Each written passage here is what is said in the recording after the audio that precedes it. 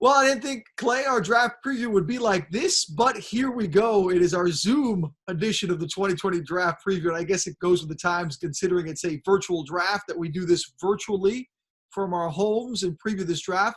Clay, we've talked about it for, it seems like 10 years, but many months now. The Dolphins with 3 picks in the first round. Let's start at pick 5. Where do you stand on this draft day? Where do you stand where Miami goes with that pick 5? I'm going back to Tua. And for this reason, I feel like the Dolphins have made it very clear, Chris Greer in particular, that they love to play this game. And I remember very distinctly being in the draft room after they drafted Charles Harris a few years ago. And, Chris Greer, one of the first things he said was, we intentionally made people think, including Charles Harris, that we didn't want him. Well, what have we seen over the last few months? It's been almost Dolphins practically ignoring Tua. And what's really kind of sold me on this, Will, and why I've kind of finally come back full circle, is that it's not just one smoke screen that the Dolphins have been setting. It's on fire.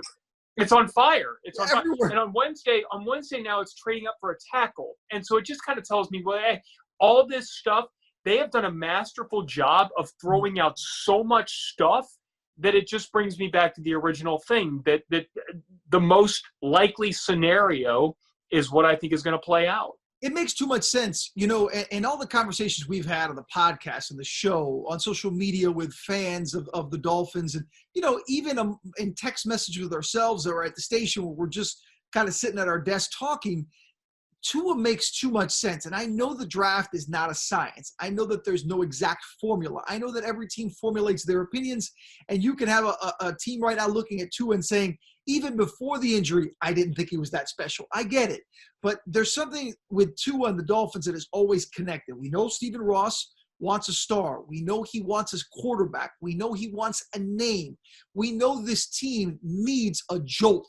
And I can't think of a bigger jolt from a name, personality, and player perspective. Every time I go down the list of reasons why they wouldn't take Tua, injury is the only reason, right? I mean, to me, that's the only reason, because when I look at the talent, I have people tell me, well, he's not 6'4", 225. No, but he's certainly produced at the highest level incredible numbers in the biggest of moments, one of the most efficient quarterbacks in the history of college football when you look at the numbers he put up.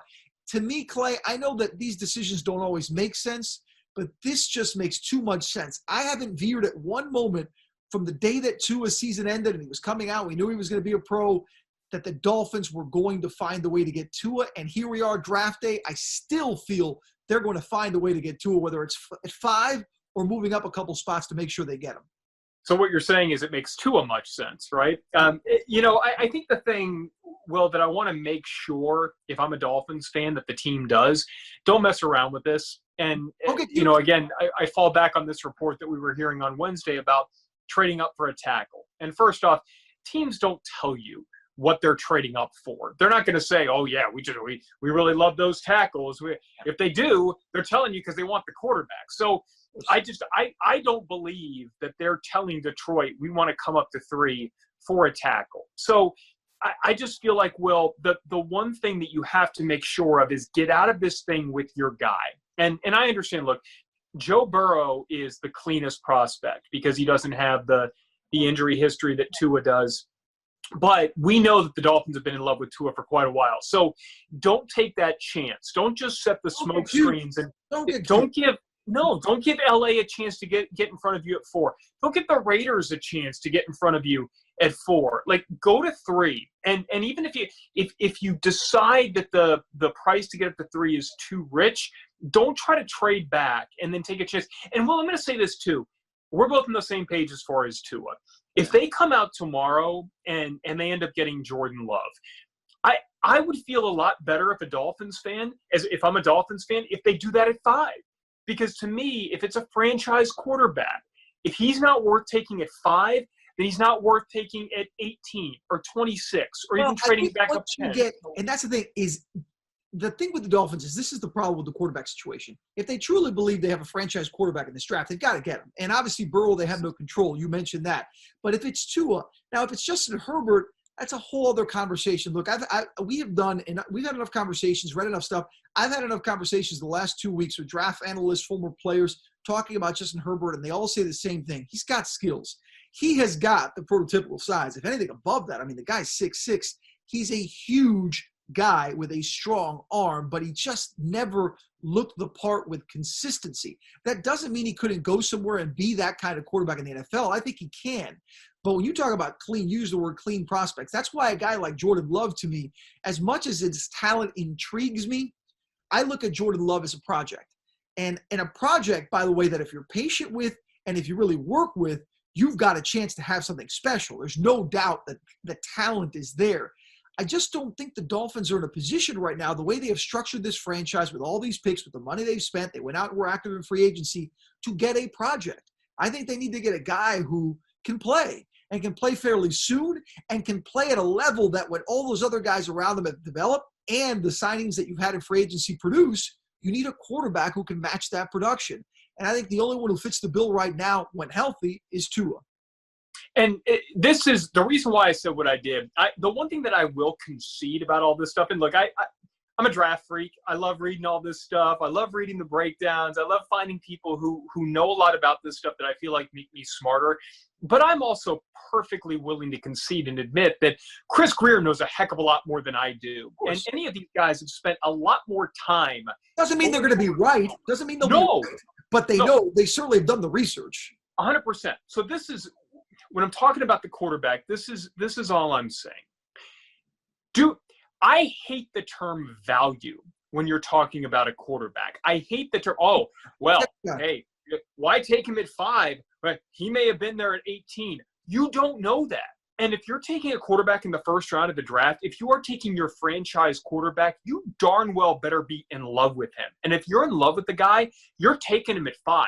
In my mind, you're jumping up to 3. Don't mess around. Would it surprise you? Like, the thing with Jordan Love, I'm not on the Jordan Love bandwagon for the Dolphins. Not, again, the Jordan Love bandwagon itself, the player, I think he could be a special player.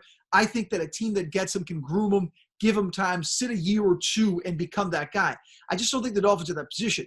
But whoever does get Jordan Love, chances are they're going to probably have to move up. I still think Love probably goes in the teens or 20s. I think he'll probably go later in the first round. There's been talk he might slip in the second round. But if you're the Dolphins, from our perspective as local guys who cover the Dolphins, you can't sit there and go, let's get a tackle, let's get somebody defensive, and maybe with one of those second-round picks we can have Love, and he's the guy. No, you need the guy, and the guy needs to come with that 5th pick. We're both in agreement, right? The Dolphins with the 5th pick have to take a quarterback. I agree, or move up. Right? Like one of it, either you take him with the 5th pick or move up with it. And somebody, I'm so glad that Jimmy Johnson said this the other day. Jimmy Johnson got on Twitter, and he was talking about how, hey, if you're the Giants, because this was after the report came out that, the Giants are doing a lot of homework on Justin Herbert. Oh, well, why would that?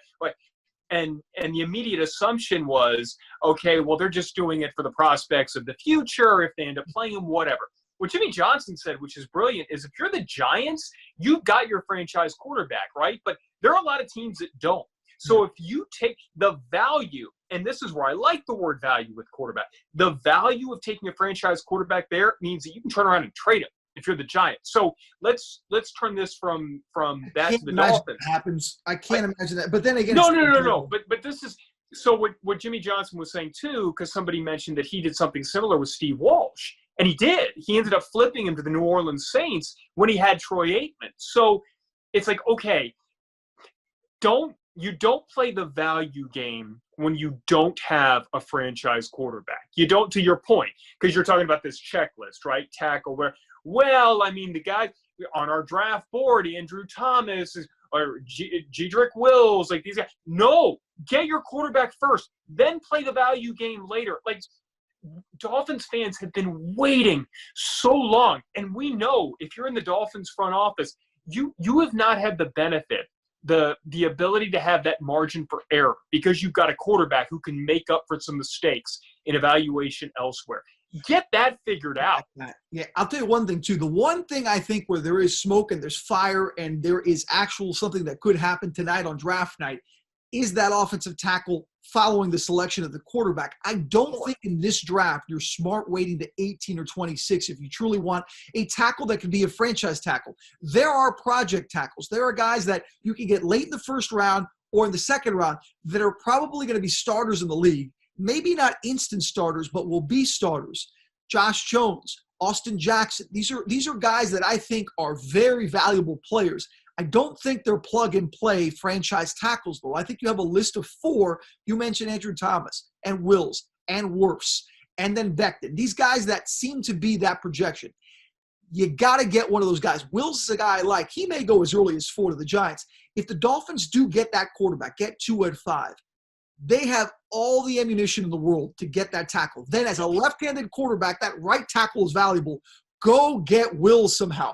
Find a way to get in the top 10 if he slips and get that tackle. Because to me, getting a project-type tackle at 18 and a safety at 26 isn't as valuable as getting a franchise tackle right away to go with your franchise quarterback. You got plenty of other picks elsewhere to try to plug holes. So if you have to make a move and give up that, that second first-round pick, that second first round pick at 18, give up a second round pick, whatever the combination you have to give up to move back into the top 10 and get that tackle, you get them. And all of a sudden, now we're cooking. Now we're cooking. Yeah. Now you got your quarterback. You got the guy that protects him. You got plenty of other picks elsewhere in the draft where you can plug holes. You've already spent money in free agency. Oh, by the way, you have a ton of other picks in next year's draft. The Dolphins will really, really be in an advantageous and set position for the future. I mean, that's it. And that's, you look back at when the Patriots were really building that dynasty, it wasn't just the first and the second round picks. Yet you got to hit on those depth picks later on in the draft. With that said, if you're going to develop the quarterback, you need to have him protected.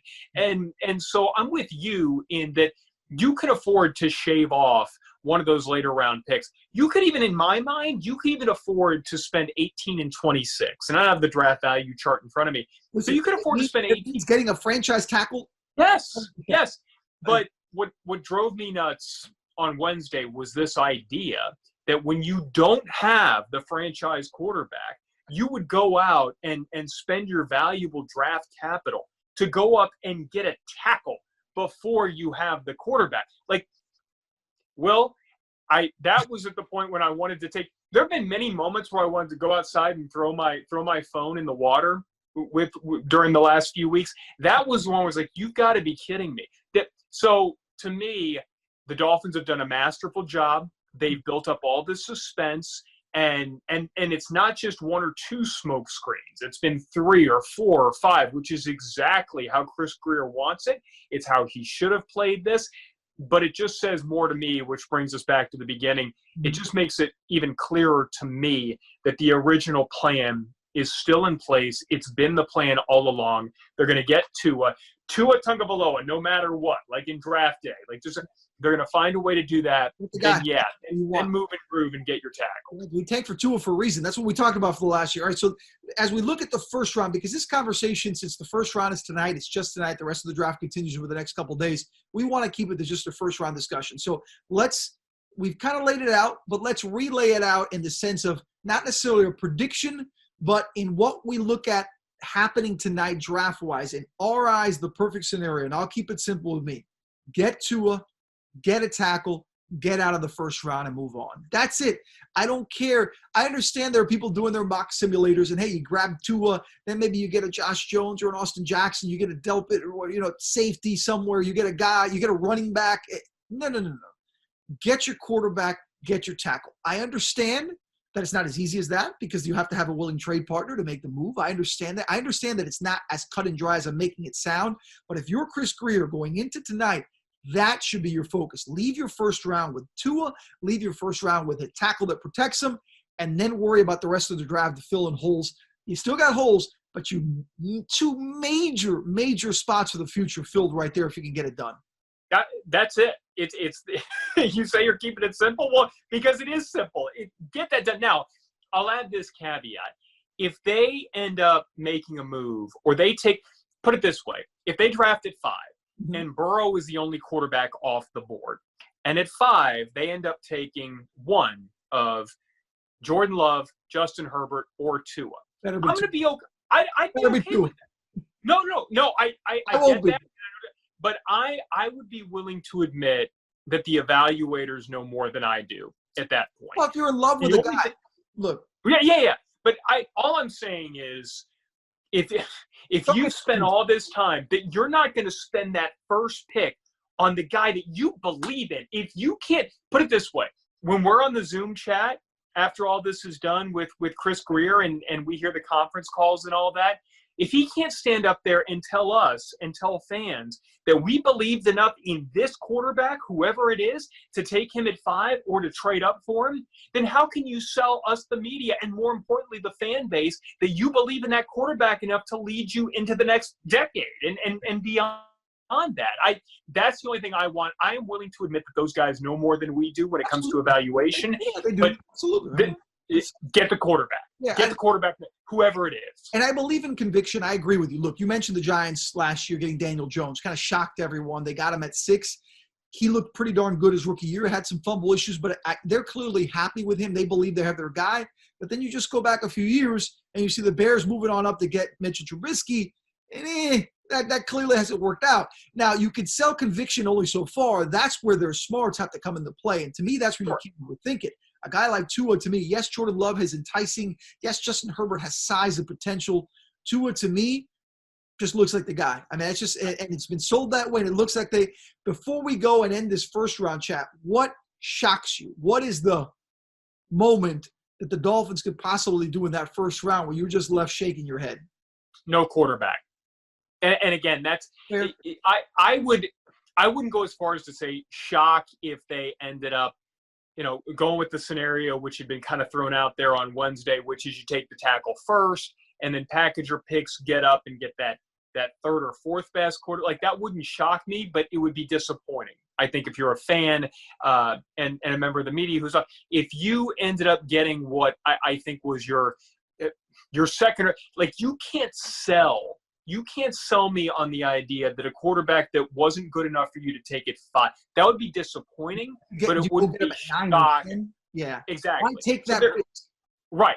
So there are levels to it. So the only thing that would be shock, disappointment, is if they got out of this with no quarterback and there was no plan in place to go and get one, like a Cam Newton or a James, whatever. Like, if this was it, like if you got out of the first night and your quarterback, the roster of quarterback, like it was still Fitzpatrick and Rosen, and that's it. And don't get me a project in the third round. It can't be that. It just can't. Nope. This is the time. This is what the Dolphins have waited for. This is what they struggled through last year. This is what fans have waited for. Get the quarterback.